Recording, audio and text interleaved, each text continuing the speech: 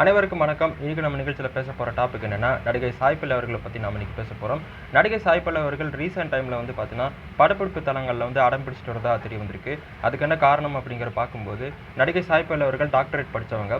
So அவங்க வந்து பார்த்தீங்கன்னா டாக்டரேட் படிக்கும்போது அதிகாலை 4 மணிக்கு எழுந்திருப்பாங்களாமா, இரவு 9 மணிக்கு சீக்கிரமாக தூங்க போயிடுவாங்களாமா. ஸோ அதனால் வந்து படப்பிடிப்பு தளங்களில் வந்து இயக்குநர்கள் கிட்ட நான் 9 மணிக்கு சீக்கிரமாக தூங்க போகணும் அப்படின்னு சொல்லிட்டு இயக்குநர்கள்ட்ட அடம் பிடிச்சு 9 மணிக்கே போயிடுவாங்களாமா. ஸோ இதனால் சாய் பல்லவி அவர்களை வச்சு இரவு நேர காட்சிகளை ஷூட் பண்ணுறதுக்கு இயக்குநர்களுக்கு ஒரு தலைவலியாக இருக்குது அப்படின்னு சொல்லிட்டு தங்களுடைய ஆதங்கத்தை தெரிவிச்சிருக்கிறாங்க. அதே நேரத்தில் தமிழ் சினிமாவில் வந்து தவிர்க்க முடியாத ஒரு நடிகையாக தற்பொழுது வலம் வந்துட்டு இருக்கிறாங்க சாய் பல்லவி அவர்கள். சாய் பல்லவி அவர்கள் தமிழ் மட்டும் இல்லாமல் தெலுங்கு, ஹிந்தி உள்ளிட்ட மலையாள படங்களிலும் நடிச்சிருக்கிறாங்க. நடிகை சாய் பல்லவி அவர்கள் வந்து பார்த்தீங்கன்னா பிரேமம் என்ற திரைப்படத்தின் மூலமா வந்து சினிமா இண்டஸ்ட்ரிக்குள்ளே வந்திருக்கிறாங்க. அதில் வந்து மலர் டீச்சர் அப்படின்னு சொல்லிட்டு ஒரு கேரக்டர் நடிச்சிருப்பாங்க. அதன் மூலமா வந்து பார்த்தீங்கன்னா தமிழ் ஆடியன்ஸுக்கு வந்து ரொம்ப பரிச்சயமாக இருக்கிறாங்க நடிகை சாய் பல்லவி அவர்கள்.